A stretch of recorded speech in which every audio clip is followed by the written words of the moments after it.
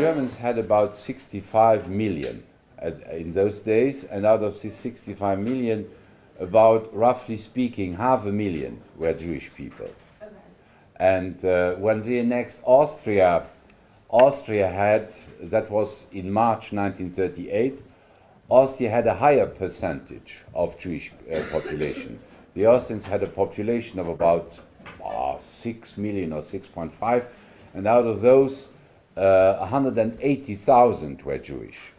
Okay. So they will be added to the Jewish population.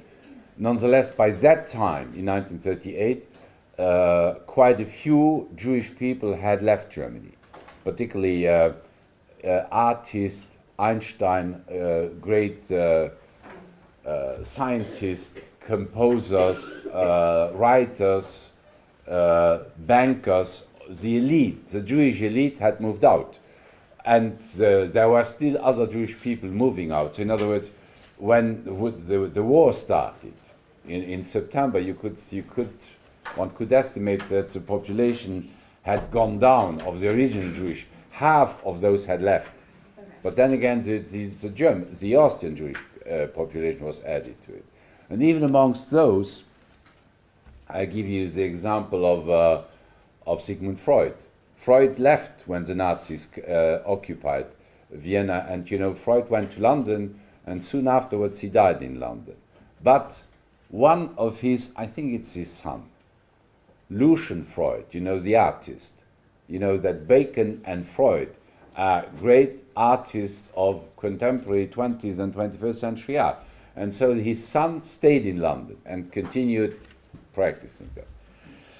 Other questions? Yes? This is a little bit off, slightly off, but was Switzerland a key player in immigration? Like a lot of people immigrate to Switzerland during time of war, or was that not? Well, the Swiss were exposed to blames, and not only the Swiss, but they in particular, because when this anti-Semitic wave passed, started for good in Germany from January 1933 on, many German Jews tried to get away. Some could do this legally, they got visas. Others could not get visas, they tried to escape simply. And the Swiss, they put their borders tight. So in other words, they let some in, but on the other hand, they were not very nice to them. And by the way, here in Luxembourg, as this is a question even you don't ask me, but we had a Jewish population before the Nazis came to power of about 1,000 people of Jewish background out of a population of let's say 280 or 280,000. But when the Nazis came to power, many came to Luxembourg legally or illegally. So when the Germans invaded Luxembourg, we had a population of 3,900. And of all of those, something like 1,340 died in extermination camps, either brought to those from Luxembourg or caught in Belgium or in France, or dying in other circumstances as a consequence of anti-Semitism. After World War II, around 1947, we had a population of 870 Jewish people. Some of those who left, who managed to get to the United States, came back, others didn't. Okay, now I added other elements to your question. So the Swiss did not shine out because of their willingness to accept Jewish people, and they were blamed for it.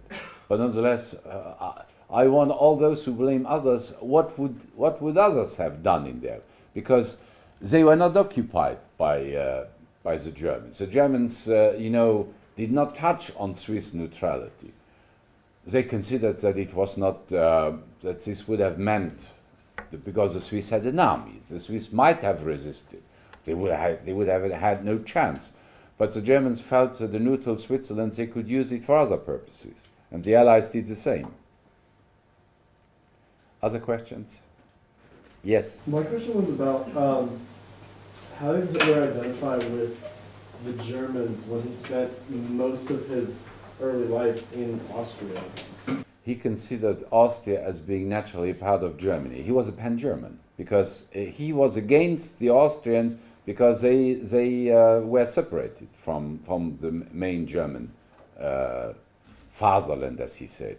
He considered himself of Austrian background, but being a German.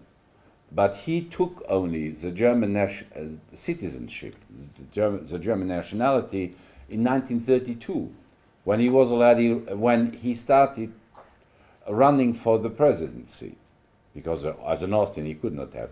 So he managed then through German Nazis who were in power in one of the German territories, who granted him German citizenship. Other questions?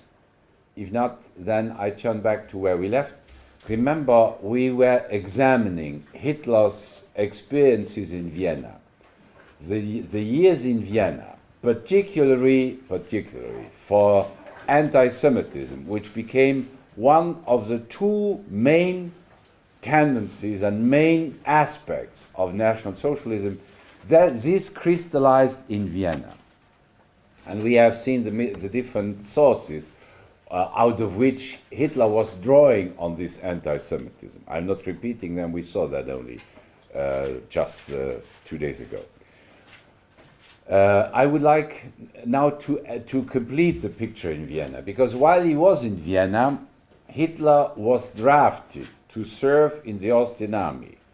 And he was a draft dodger. He did not want to serve in the Austrian army, so he left. He passed the frontier to Germany. But the Austrians were in the best relations with the Germans. So the Austrians requested from the German authorities to turn Hitler back to them. So he was forced then by the Germans to go back to Austria. And now the ultimate disgrace, or at least the ultimate humiliation, the Austrians put him before the examining board to see whether he was fit to serve in the Austrian army. And they turned him down as being unfit, because he physically did not really look like an athlete. So he was considered, for physical reasons, to be unfit to serve in the Austrian army. Now, you can imagine Hitler, the great general, the great stratege, not being turned down by the Austrian draft board. That was, of course, another element for feeding his resentment against Austria and his humiliation as a failure. What year was this? This was before World War I? That was around 1910, 1911. In 1913, ultimately, he left Vienna. The memories he has from this time, depending on whom he was addressing, they were certainly negative. Vienna was never his favorite city. He was very bitter because he had accumulated all kinds of experiences of failure. So he left Austria and Vienna and went to Munich, 1913. And in Munich, he felt at ease right away. He liked Munich, and he will, for the rest of his life, like Munich. Now, the difference, essentially, between Munich and Vienna was the capital of a multinational empire, where necessarily, besides the German or the Austrian-speaking majority population, there were many other nationalities present living in Vienna. There was a great an important Jewish population. There were people from all over the Austrian Empire, Slavs, Czechs, Hungarians, Romanians, and what have you. And Hitler disliked this, whereas Munich was, after all, the capital of the Kingdom of Bavaria. And at that time, Munich was not an international. It was a typical German city, where the overwhelming majority was German-speaking. The Jewish population was not very great, so he enjoyed Munich as a typical German city, whereas Vienna, he had negative memories from this time. it was while he was in Munich that World War I broke out. You know, that World War I broke out, it was triggered, it started with the assassination of the heir to the Austrian throne, Francis Ferdinand, on the 28th of June 1914 in Sarajevo by a Serbian nationalist, a member of the Serbian, of a secret organization. I do not go into details, but a little bit more than a month later, Europe was at war. And Hitler, we think that we have a picture of a big meeting on one of the main squares of Munich, where one thinks that there is a shadowy figure that this could be Hitler. That is the only picture we have from those days. Anyway, when the war declaration was out, Hitler volunteered to serve in the Bavarian army. Now, the Bavarian army was a part of the German army as such. The man who had been turned down 4 years earlier for being unfit to serve in the regular Austrian army now volunteered in the Bavarian army, and he was accepted. So he served then for 4 years in the German army as a common soldier, and I think we might as well have a look now on this time period because it will be important. But so far for, let's say, the time from 1907, 1908 until 1914, the Vienna years, and then this transition, the Munich, less than a year. Do you have questions related to this Vienna stay? Yes?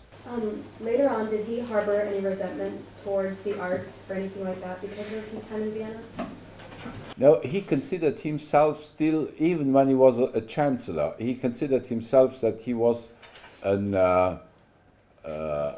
unrecognized artist. So he kept still meddling in, not in drawing but in architecture. In other words, of course, he had his own rigid, poor ideas about what good art should be, so that later on he had no sense, for instance, for modern art, Impressionism, all those modern art styles which developed from the beginning of the 20th century on.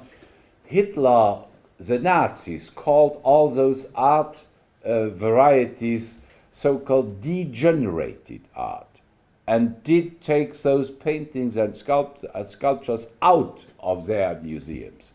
Now, of course, he was unaware that this so-called degenerated art was a true art, but what they defined, the Nazis, as good classical art was just a flop. So it was just a poor imitation and was totally discredited afterwards, after the Nazis, were defeated. Do you think that, like, if he wasn't originally drafted and then he left to go to Munich, to go to Germany, he would have stayed together? Or, could we say that for such like a pretty long period? It's hard to say. He might have gone anyway to Munich because he did not like living in Vienna. There were so many negative experiences he had gone through, so he might. We cannot make it. It's hard to guess. The fact is that he left from 1939. Okay, now let's turn then to his wartime experience, because his wartime experience will be very important too.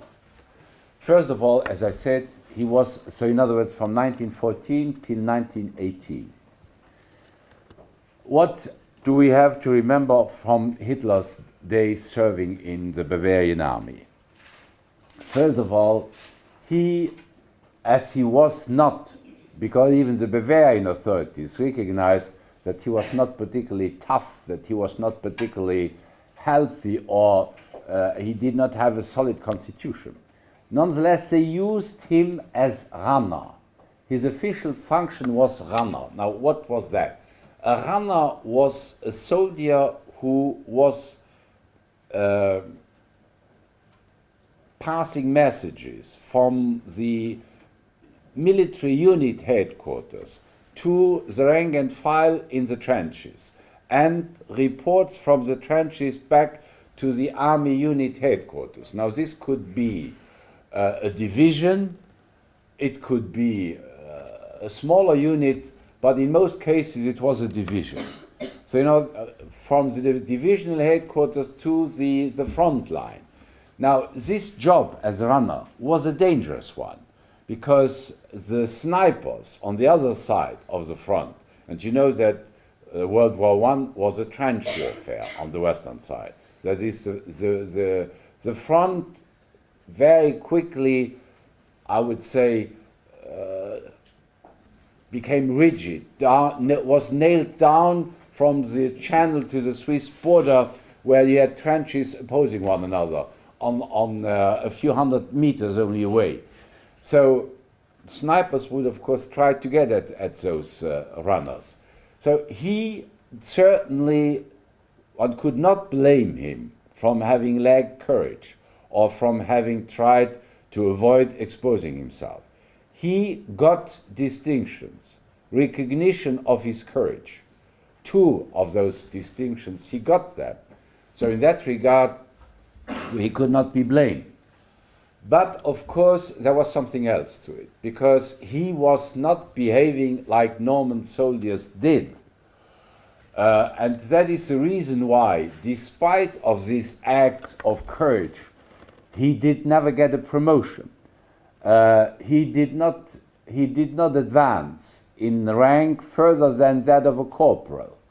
Now, from ordinary soldier to corporal, well, this might be one little promotion, whereas it was not exceptional that ordinary soldiers, even though when they had not made officer schools or any special training, just through their capacity to get along with others, some of them, because of the deaths of the officers, many officers died, not just in the German army, and could not be replaced by new candidate officers. So that very often, for the lower ranks of officer, lieutenant, up to captain, ordinary soldiers who distinguished themselves did advance and got into this position.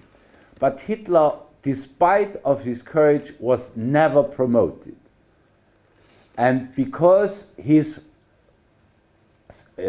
hierarchical superiors considered him as unfit to have responsibilities over an army unit. And the reason for that is probably because while his buddies in his army units were waiting to go on furlough, to go on leave for a week or 2 weeks, which did happen during 1 year, or who were happy when no fighting was taking place. Hitler was always broody, he was always unhappy when there was no fighting going on, whereas the others enjoyed. And so, in other words, he behaved just the opposite way. Normal soldiers were glad when they avoided being exposed, and Hitler was, on the contrary, unhappy. And of course, in that sense, he was not popular with his fellow soldiers, because he was weird in a sense. One could enjoy a battle that was unheard of, unseen of. And that is why his military superiors probably considered that if they would put him in command, let's say as a lieutenant or even a captain, that his soldiers might even kill him instead of the enemy, because of this unsocial or uncomradely behavior with other soldiers. But despite of this, Hitler enjoyed the time he served in the army and on the battlefield. He had for the first time the feeling that he was accepted, that he was on an equal, that he was not an outcast any longer. He was not a social or professional failure. He was treated like other soldiers wherever those other soldiers' social or professional background was.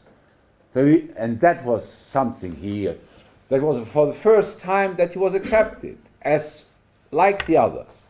So he always, of course, he was embellishing his memories, but still, this was something which made him look back with great fondness, despite of his unpopularity with others. That is one thing. Secondly, Hitler was also taken in by the propaganda of the army, because the German state, once the war was on paper, in theory, Germany was a monarchy, and there was a government and there was an emperor. But in reality, those who had the power in their own hands were the military. The German military command was practically in charge. It was virtually military dictatorship, and the military had established censorship. They controlled public opinion, and they exposed also public opinion to their own military propaganda. And Hitler himself became a victim of this military propaganda. He did believe all this, what the Army High Command passed on. And what the Army High Command passed on was essentially, hold out. Victory is around the corner. We'll win. And that is why, when now, in November 1918, when the reality became evident that the German army was on the verge of being totally defeated, that the front might be broken up, and that even the German generals requested the emperor that he should start armistice negotiations with the Allies. That was for Hitler a shock. He got the news that the war was lost when he was in a military hospital in eastern Germany, recovering from a gas wound where he had nearly lost his sight. So when he heard from this, he was tempted to commit suicide. Unfortunately, he didn't do it. But that is an example that he was really taken in by the military propaganda, which only increased his belief that propaganda was absolutely vital to lead the masses. He had already had experiences in this sense in Vienna, as we have seen. But that is not all. He was wounded by a gas attack. And this had consequences later on. These consequences were of two totally different sides. One consequence was that after World War I, in their military, let's say, reservoir of weapons, the different European countries developed gas shells. Even though officially in international treaties gas will be banned, it will be forbidden to use gas in warfare, in future military confrontations. But the reality was nonetheless that each side had developed its gas weapons, gas shells. And particularly the Germans had developed very dangerous, efficient gas. The names are not important. There was one Tabun gas. One of those shells was so dangerous, so deadly, that if it had been shot by the artillery, or if it had been dropped, it would have killed life in a perimeter of several square miles. So in other words, this would have been extremely dangerous weapons. The fact is nonetheless that Hitler, even though he had this ammunition, he never ordered them to be used, because the Allies would have retaliated, of course, and would have exposed the Germans to this. And why did he not do it?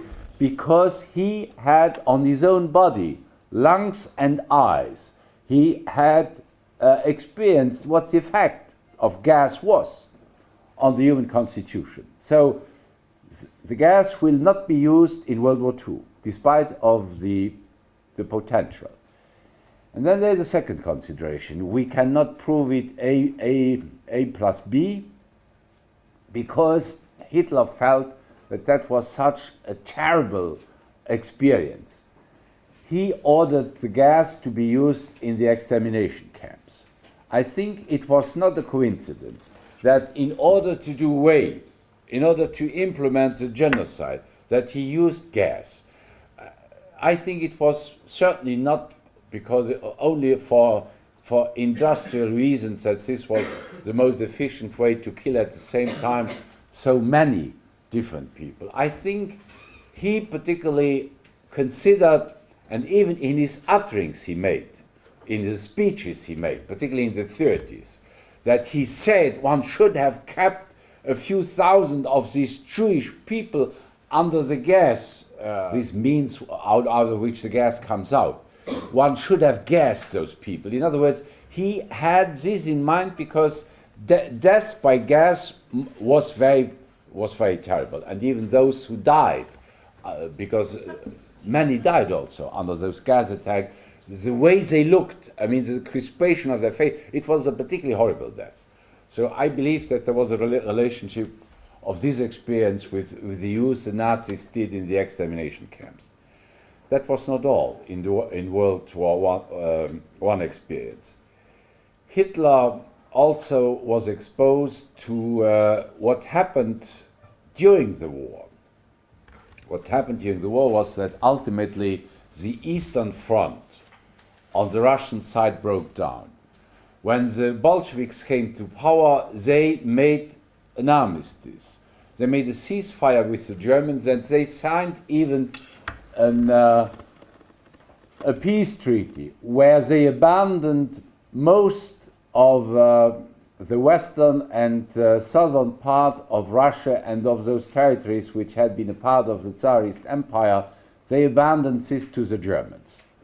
Because even though there was no front in the east, 1 million German troops remained stationed in that area, just in order to be there if ever the Bolsheviks would resume their military actions, but also to provide Germany with absolutely vital food supply. The German population was living on the food they were denying to these Russian and Eastern European people, particularly in the Ukraine. But the point I would like to make is that Lenin abandoned most territories Russia had occupied in the wake of the Muscovite expansionism of the 16th, 17th century. That is, they abandoned the Baltic countries, White Russia, the Ukraine, even areas reaching to the Caucasus. So in other words, here was an example where huge territories were abandoned by Russia. And later on, when Hitler developed his political and military strategy, one element of the Nazi goals of Nazi policy was conquest of living space in Eastern Europe.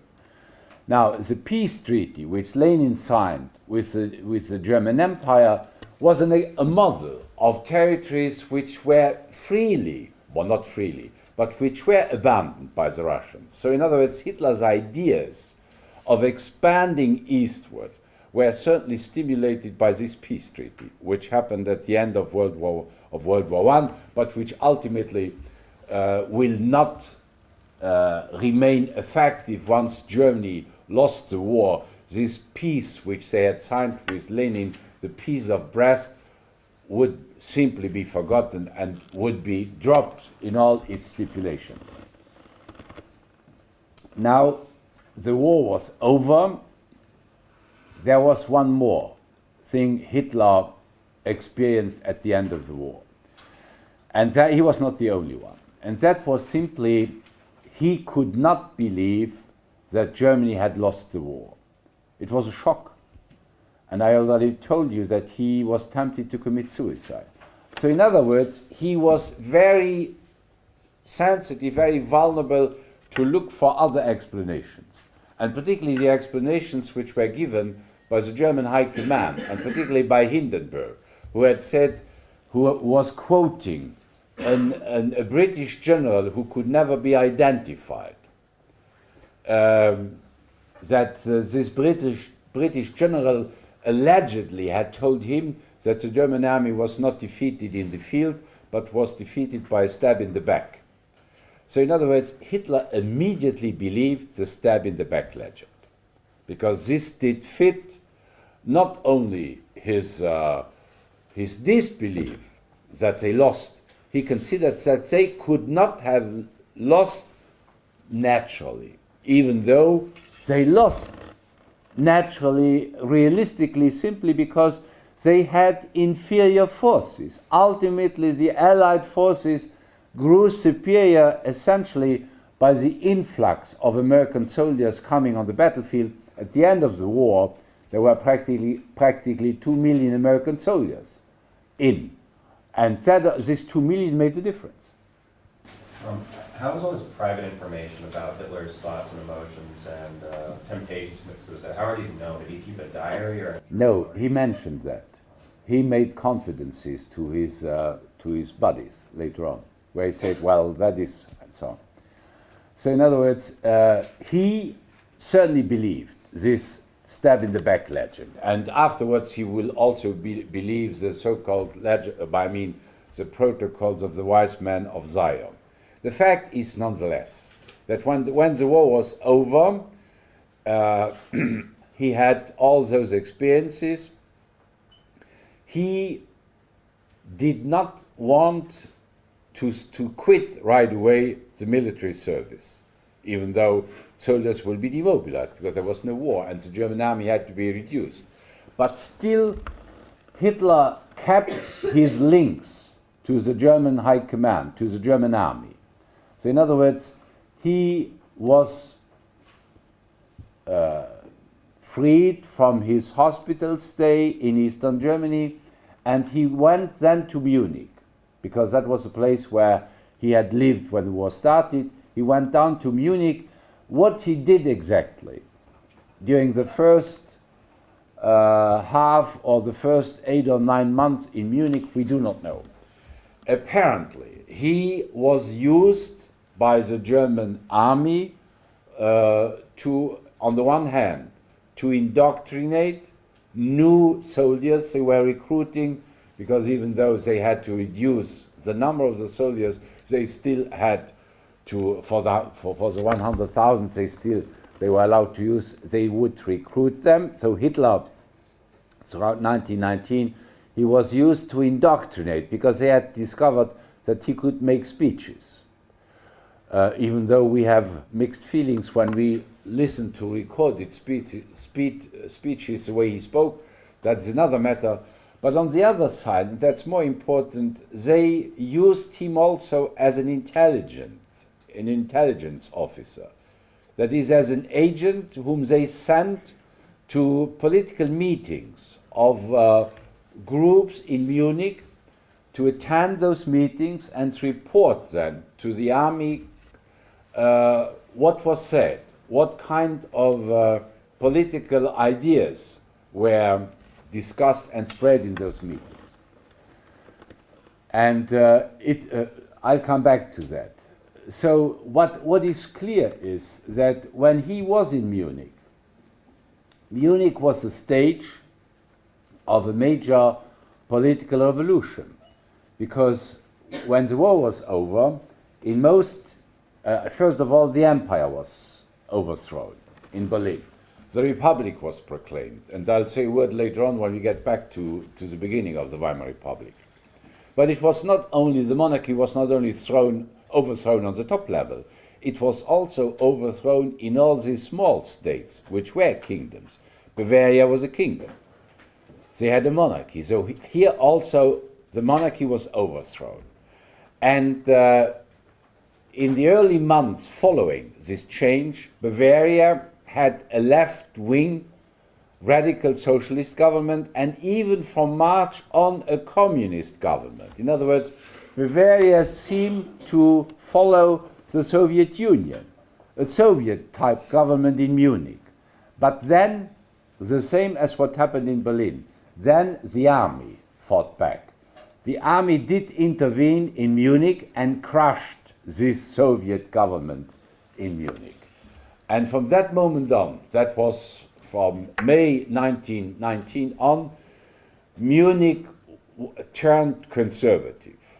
From those days on, after the crushing of this communist regime, the Soviet Bavarian Republic, Munich and Bavaria became an ultra-conservative place, where all those right-wing extremist parties could evolve and could thrive, as the Nazis will do. But we do not know what Hitler was doing during those days. Was he threatened by the communist regime? Was he not? He would not speak about it. But we know that from May 1919 on, he was used as an intelligence agent in these political meetings. And so he was sent then, in September 1919, to a meeting of a small group of people who called themselves German Workers' Party, DAP, Deutsche Arbeiterpartei. The name is a little bit far-fetched because it was just a little group of a few, we do not even know how many there were. At best, a few hundred, it's not even sure, maybe even one or 200 people belonged to this group. And in reality, they were lower middle class. They were journalists or craftsmen. They gathered in a cafe, in a backstair room of a cafe where they had their political meetings. And Hitler was sent to such a meeting, and he attended, he listened, and at a given moment, what they were speaking about, what they were saying, he liked that so much that he asked to be allowed to make a speech. And so they let him speak. And he impressed them. So they demanded whether he wanted to join this group, this DAP.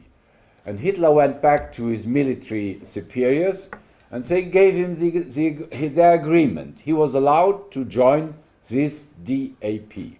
So my point is now that from the days of the demobilization, when the war was over, till the beginning now, September 1919, he spent his days in Munich in the activity I told you, but what is still in common to some degree with his visions and with his activity during the war is he considered himself that he was still fighting an internal war. Because for him the military war outside was over.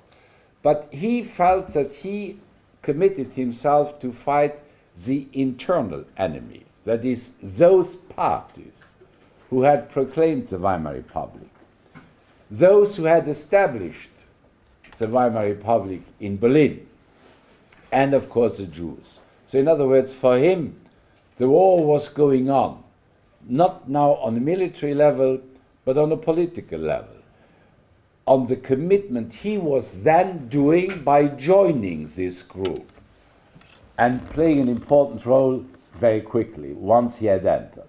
Yes? Was Munich not under the Weimar Republic? Yes?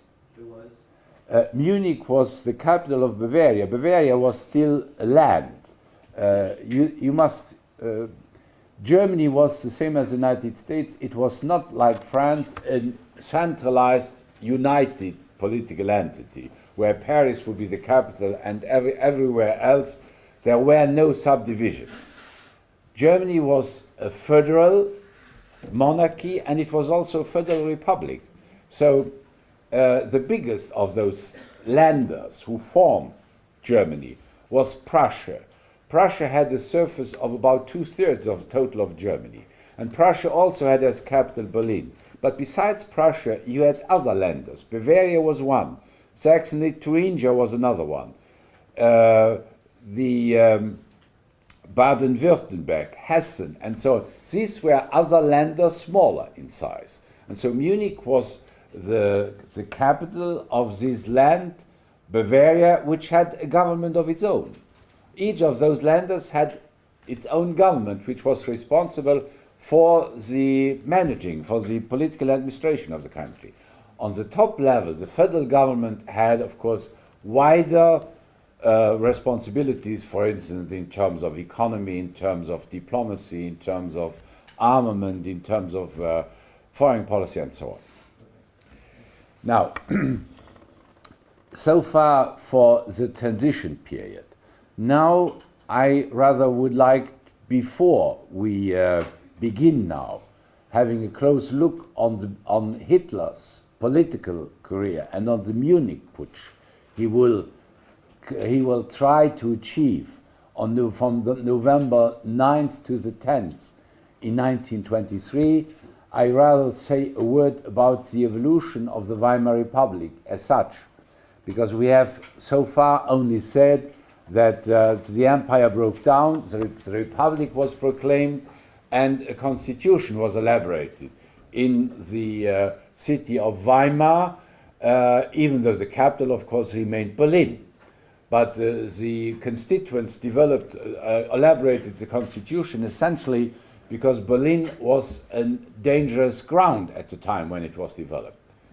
The Weimar Republic from 1919 on, or we could even say from the moment on it was proclaimed, when the empire ceased, until 1923-24, went through, I would say, a succession of crises. In other words, had an extremely difficult beginning and an extremely difficult evolution. So that it looked as if this republic would not last very long. So the first 4 years, from late 1918 until late 1923, or even 5 nearly, the survival of this republic could not be considered as granted. What were the problems now? Internal, linked sometimes to external problems. First, as I mentioned, when it all started, practically there was a rivalry of what kind of a format, what kind of a shape would this republic ultimately take. Remember, I had mentioned that when we spoke at an earlier time already about the situation of Germany. On the one hand, there was a socialist who proclaimed the republic, and he had in mind that they would follow the model of the Western democracies. But there was also a communist who proclaimed a republic, but this time a Soviet-type republic, looking towards the east to imitate the Soviet Union. Ultimately, when the communists failed to prevail in political terms, when they tried to seize power by force, by a coup in Berlin in January 1919, they were crushed by the German army. And so in other words, the communist model failed. In Berlin first. In Bavaria it will fail only a few months later. But in Berlin it failed. And in Berlin, the two leading communist Germans at the time, one was a woman who had as an adopted name Rosa Luxemburg. I have never discovered why she picked Luxembourg, because there was no relationship with us. But she called herself Rosa Luxemburg. And the other one, her companion, was Karl Liebknecht. Now, they were arrested and murdered by the soldiers who had arrested them. This was, of course, a disaster because they had a great prestige as communist leaders in Europe. And they were as prestigious as Lenin. Their disappearance practically beheaded the Communist Party in Germany, so that the others were only, I would say, second-rank leaders and militants, and could not practically count on the same respect that Rosa Luxemburg and Karl Liebknecht. By the way, I do not know exactly what date it is. We must be close soon in the days to come. the anniversary of the assassination of these two leaders. Now, so in other words, it was already traumatic. There was violence going on, and a revolution was crushed. This meant that even though the socialist, the man who will ultimately become the leader of the socialists and who will be the first president, this man's name was Ebert. Ebert was a Democrat. He was a moderate socialist, and he's the one who wanted to follow the Western model of the Western democracies. Now, Ebert was elected first president of the Weimar Republic. Now, what is important nonetheless, you must place this into the overall revolutionary context in which this happened. That is the danger on the part of communist, attempts to seize power by force, of creating anarchy and demonstrations and even clashes among the population. So when the Weimar Constitution was elaborated, even though it was a liberal constitution, the presidency was given, particularly in light of the troubles which had taken place in Berlin. The presidency was first given a duration. The president was elected for 7 years. That's a long time. And the second thing was he was given virtually dictatorial powers. That is, he could, in a situation of emergency, where he alone could decide whether there was an emergency or not, he could bypass parliament and rule the country through presidential decrees without needing a majority of approval in parliament. So in other words, in an emergency situation, the president had illimited powers. Now, was the emergency status up to his discretion to declare? he could, of course, he could not say there's an emergency where there was nothing. But he was nonetheless the one who would. It was not an independent institution which said there is an emergency, Mr. President, you have the power. He could say there's an emergency, I use now my presidential powers. The point was, nonetheless, why did they do this? Why did they give the presidency these powers? And here I would like to make a comparison with your constitution. Your constitution, which is the oldest one, still operative at the present time, as far as I know, was elaborated in such a way that it was supposed rationally to work whatever the circumstances would be, regardless of who would be president. In other words, your constituents elaborated the Constitution even though they ultimately choose Washington. But they did not elaborate the Constitution in regards to Washington in the first place. They elaborated, Jefferson certainly, and Madison and Adams, whoever participated, that they considered that this should be a well-balanced structure which would work and which would preserve the interests of the country. So in other words, it was elaborated regardless of who would occupy the position. Here, first of all, the constituents were practically still traumatized by the events in Berlin, even though they were in Weimar.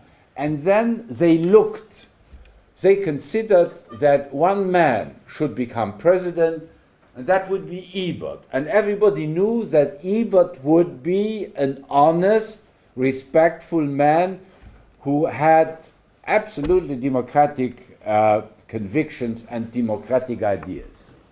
But, and now I come to the crux of the matter, Ebert will die in 1925 in dramatic circumstances. And the new president was elected. And this new president, guess who it was? No, not yet. 1925. This new president did not have democratic credentials. did not have a curriculum where you would say, well, he will always stand up for the respect of the Constitution. That was Field Marshal Hindenburg. In other words, Field Marshal Hindenburg, who was a supporter of the empire, who was a monarchist, and he was a conservative military. Now, that explains why, from the beginning on, the flaws in the Constitution, the excessive powers of the president, will be a liability, will play into Hitler's hands ultimately. That was elaborated in this Constitution. There was a second flaw in the Constitution. The second flaw was, and this seemed to be the most liberal stipulation one could dream of. This second article stated that the political parties would get seats in total proportion to the votes they would get during the elections. In other words, the proportionate law would guarantee any party who would get votes that they would get an equivalent number of seats in parliament. Now, what does that mean in practical terms? I'll give you an example. Parliament had, roughly speaking, 600 members. If now one party in a certain district in Germany got, let's say, 0.3% of votes countrywide, this meant that it would have the right to have one seat or two seats.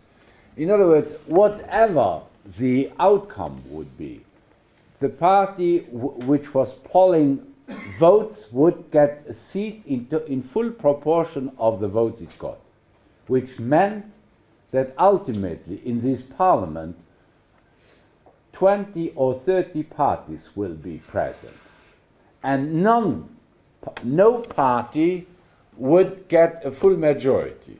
And not only did no party not get a full majority, but even when the great parties put their seats together, coalitions had to include not only two parties, but at least 3 or 4 to have a majority in such a multi-party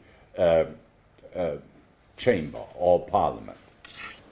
What that means, that this stipulation, this electoral law, practically announced government instability, because it was extremely difficult.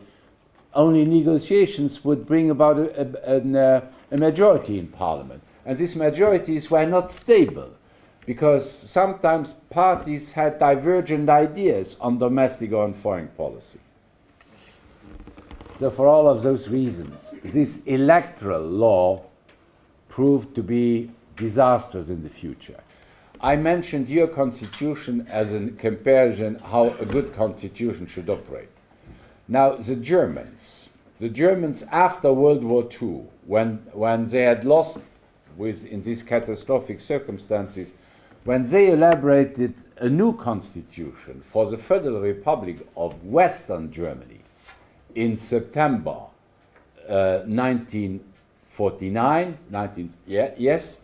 they learned the lesson from the flaws of the Weimar Constitution. Now I have a question to you, because after all, some of you are political scientists. How did they avoid the concentration of excessive powers in the hands of the president? Yes? Oh, didn't they institute a 5% threshold so that if they didn't get 5% of the vote, they weren't given a seat? Okay, that is an answer to my second question I hadn't asked. That is, they passed in a law that only those parties who on the national level would poll more than 5% would get a representation in parliament. So if a party only got 3% or 4%, no representation, which means that this will delimit the number of parties in parliament. Now they have, I think, 5 or 6. 20 or 30 years ago, they had only 3. There were the conservatives, that is the Christian Social or the Christian Democrats, the socialists, and the liberals. Now they have they have 6 because they have now the Green Party, the ecologists, they have the Left Party, and what is the other one? No, I think that's it. Yeah, they have then 5. Now, coming back to my first question, you are going to give me an answer. How about the presidency? How did they solve the problem of not giving dictatorial power? Who has the power now? Is it the president, who is head of state, or is it the chancellor, who is head of government? The chancellor. The president, Mr. Köhler at the present time, he has only representative powers. The true power is in the hand of the chancellor, and of course not as a person as such, but the chancellor has to have a majority in parliament. That is the basis of his power. He rules because he commands a majority. So in other words, there could not be a repeat of what happened in those days. There is no dictatorial, no presidential decrees are possible. The power is with the chancellor, and there is an electoral law which requests that every party should get at least 5% of the votes. Okay, so remember, these were 2 very important flaws which will play, particularly in the early 30s or in the late 20s, early 30s, when Hitler started his rise to power. There was even a 3rd flaw in this constitution. And not in the constitution as such, but in the federal structure of Germany of those days. Because this goes back to the days when Germany was united under Bismarck. Remember, Bismarck is the one who, in 1871, united Germany and proclaimed the empire.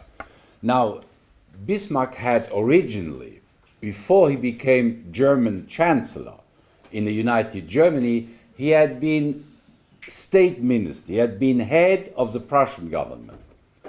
And that explains why, inside this federal structure, the state of Prussia, which had the same capital than Germany, Berlin, the state of Prussia comprised 2/3 of the territory, 2/3 of the population, and 2/3 of the natural wealth of the country. In other words, it was, in order to allow you to imagine what this meant, imagine if in the United States you would have one state who would spread from California to Florida, including all the western states, central, one state would be equivalent to 2/3 of the total territory of the United States. And that this one state's governor would reside in Washington the same as the President of the United States with the federal government. This would have meant nearly that you had nearly two governments. One government of Prussia and another government of Germany in the same place. Now, if these two were identical, then you could say, okay, they run both. And what is the difference? The problem was that in Berlin, in Germany, you had, at a given moment, that was again the case when Hitler started his rise to power, you had one majority, a moderate majority ruling in Germany, and you had a left moderate, ruling Germany as a country, and you had a left moderate majority ruling in Prussia. So in other words, you could have two rival situations in the same place. One could neutralize what the other was deciding. And this, of course, meant a deadlock, inefficiency. And Hitler did take advantage of this, because at a given moment, the federal government declared that the Prussian government was removed, and that the federal government made even a coup taking over. Now, what did the Germans then do after 1949 to avoid this situation? They did so simply by splitting up Prussia as a land. They split up, for instance, that is for those who are a little bit familiar with present-day German political confederation. Instead of having one Prussia, you had the Saar government, the Rhineland-Pfalz, the North Rhine-Westphalen. These are already three different landers who none of the three is that big. They were more or less of comparable size. So in other words, in the future of Germany, no land was tolerated which would be so big as to dominate the others, or as to dominate the federal government in Berlin. The only land which is a little bit, just slightly, but not excessively bigger than others, is Bavaria. But that is not now such a weight as was Prussia in 1919. Now, so far, let's close this discussion on the German constitution. Despite of the liberal intentions, the constitution which was elaborated in 1919 contained fatal flaws: presidential dictatorial powers, an electoral law which had disastrous consequences in parliament, and ultimately one of the landers dominating inside this federal structure of Germany. Now, what happened else? I told you in 1921, 2 years after this constitution was elaborated, Germany had to sign the reparation treaty. That is, the full amount of 132 billion gold marks had to be paid. That was an astronomical sum, an astronomical amount which the new state, who was totally indebted, would have to pay. It was in no position. So what was the consequence of this reparation clause? All German governments from 1921 on, until Hitler's coming to power, tried to get rid of this reparation clause and practiced an economic policy which practically made it impossible to have a stable economy and a stable, and at least at the beginning, a stable currency. At the beginning, from 1921 on, the governments of the Weimar Republic tried to prove to the Allies that the German currency was going down the drain. Inflation was sky up, so that we have in November 1923, we have a situation, I have already mentioned that before, that for $1 you would get 4,000 billion marks. In other words, the German currency had practically become worthless. Total inflation. Now, I would like to stress this, not just in order to explain that this was a shock and that the middle class was ruined and that this had dramatic consequences at that time, but it had consequences up to the present day. And I will explain that to you. Yes? You know what, how many marks $1 was in 1921? In November 1923, $1, 4,000 billion marks. Right, but I mean, before the reparations started. I think that at a given moment it might have been at the end of the war, or soon before, it might have been 1 to 5 or something like that. But it just went. I already told you, the mark was not even worth the nominal value of the money, was not even worth the paper upon which it was printed. And I give you another example. If you had, let's say, savings in 1914, let's say 50,000 marks, you could be considered not as an extremely wealthy man, but nonetheless as a man who had a solid background. In 1923, with 50,000 marks, you could not even buy, I do not say a matchbox, but a single match. The savings were gone. How did people live under these conditions? Well, you can imagine that they were extremely unhappy, furious, and resentful. They were resentful of the Weimar Republic. They considered that the Weimar Republic was responsible for all that. The fact is that the Weimar government, they did not do a thing to stabilize the currency. Why? Because had they done so, had they put the German economy and the German currency on a stable basis, then the Allies would say, yes, you see, you can pay.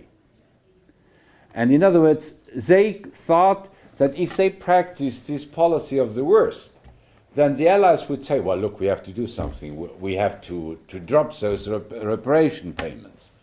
But the Allies did not do that. The reparation payments remained. They were improved, they were facilitated, but the principle of reparations were kept until 1932. And this absolutely poisoned the atmosphere internationally and made a serious, reasonable economic and financial policy for the for the Weimar Republic impossible. Which means in practical terms that even when the problem was solved, and we will see that provisionally it was solved, even in the future the Weimar Republic could only function financially and economically supported by the United States and the American dollar, because they will not have reserves. They will not have a reserve to fall back upon, because had they developed a reserve, then the Allies would have said, look, you have means to pay. You pay those reparations. So in other words, this became a permanent source of instability, of dissatisfaction, of opposition of a growing part of the Weimar population, and particularly of the middle class, because they were ruined in the first place, against the Weimar Republic. In 1922, ultimately, and I skip another event which I do not consider very important, in 1922, the Weimar government made an unexpected agreement with the Soviet Union. And this agreement was reached in a resort place in Italy, Rapallo. Rapallo, R-A-P-A-L-L-O. Rapallo, 1922. When the two governments, the Weimar Republic and the Soviet Union, signed an economic agreement of cooperation. Well, you could say, well, how come? But simply it was the following: originally, on British initiative, an economic conference was organized in January 1922, not in Rapallo, but in Genoa. If you look on the map, Genoa is an Italian port not far away from Rapallo. Now, it was the British Prime Minister Lloyd George, because Lloyd George had come to the conclusion that Keynes was right in his criticism of the reparation issue. That international trade had broken down, and that the British, who were the number one trading nation in Europe, were suffering from this. So Lloyd George tried to stimulate international trade by trying to find an agreement in an international conference in Geneva. Now, the Weimar Republic, the Germans, and the Russians, they were afraid that the British, the French, and the United States would use this conference to impose more heavy clauses, more heavy commitments to their own countries. So in other words, they felt that they would have to pay for all this. And so they, behind the conference, the official conference, they got together secretly at Rapallo, and they signed then a mutual agreement where each side abandoned any reparation claims onto the other, and the Germans recognized the Bolsheviks as the legitimate government of Russia. Now, this was unexpected, and the French, they were particularly furious that the Germans had dared, behind their back, to make an agreement with the Russians. So the French were only looking now for an opportunity to get back at the Germans, to make them pay for this. And the man who was instrumental in playing this role was the French Prime Minister by the name of Poincaré.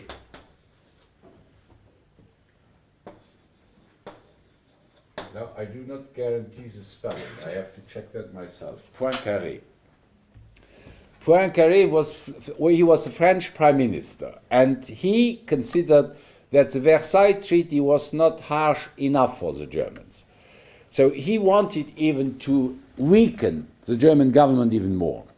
So he took as an excuse for taking military action, he took as an excuse a belated delivery of telephone poles by the Germans to the French in the frame of the reparation payments, because the Germans could not pay in cash, so they paid by industrial deliveries. And one of those deliveries were telephone poles, and at a given moment they were late in sending those to the French.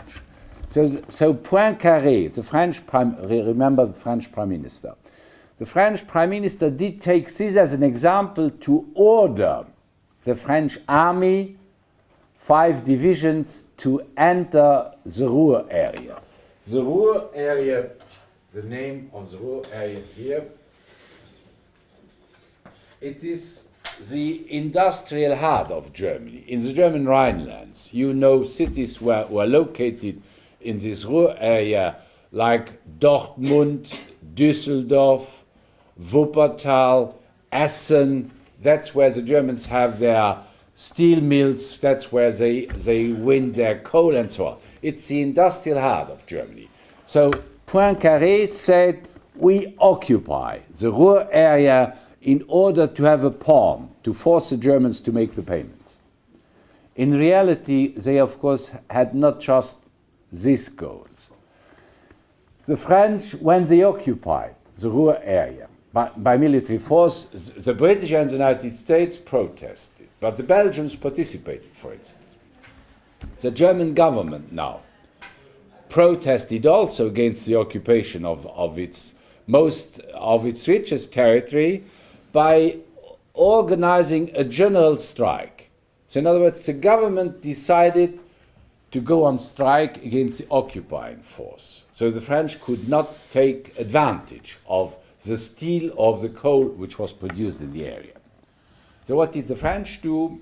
The French brought then in their own miners and their steel workers. Thousands were brought into the Ruhr area to operate those industries, those factories and steel mills for the French. Ultimately, this was more costly than what they got out of it. But for the time being, this then practically sent to the bottom the German currency. Because when this happened, that a general strike occurred and passive resistance, that the Germans weren't producing anything anymore, and the workers were paid by the government. So the banknote printing presses were now activated, and it was during this process that the German currency went down and became worthless. And so something had to be done about this, because the German economic and commercial and financial monetary situation became hopeless, so something had to be done. But that was not all. This was now a very serious crisis. The French now tried, once they occupied the area, to foster in the Rhinelands a separatist movement. In other words, to win over a few German fellow travelers who would proclaim that the Rhinelands would separate themselves from the Weimar Republic. We know how those separation ventures would go. First, they would separate, and then ultimately they would ask to join France. So in other words, a second danger was looming, besides the economic and financial one, that an important part of the Rhineland area might split away from the German mainland. So that was another source of crisis. And that was not all.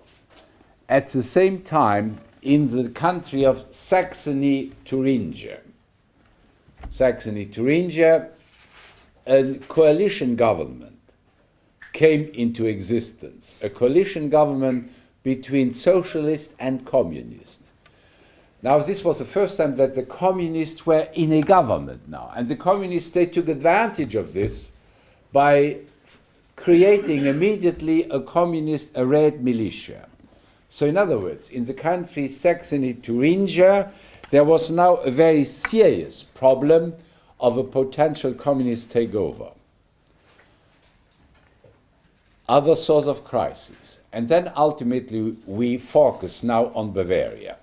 Because Bavaria, the country in which Hitler had returned to at the end of the war, in Bavaria there was a triple threat developing against the Weimar Republic.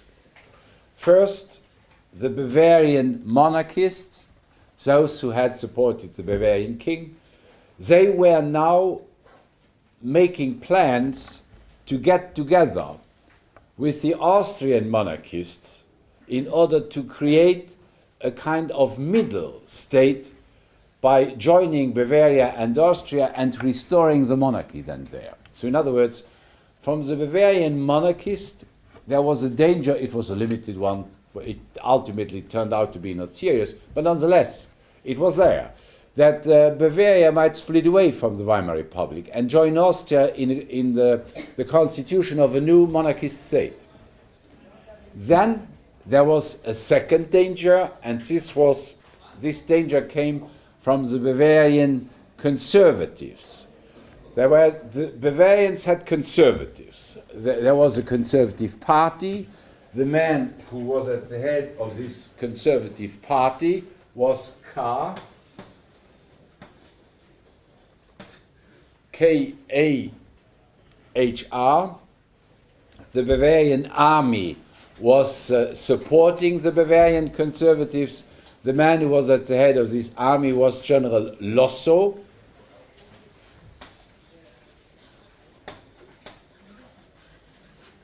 And the head of the Bavarian police was another conservative, a colonel by the name of Seisser.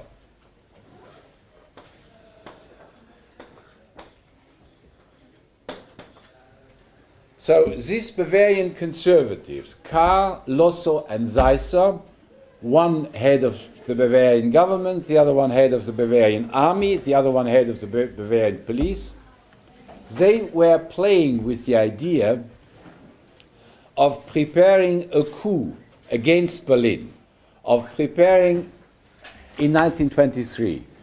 There were plans, there were maneuvers that they, as conservatives, they might try to overthrow the Berlin government, because the Berlin government had ultimately the president of this in Berlin was a socialist, Ebert. Okay, all right, we stop here.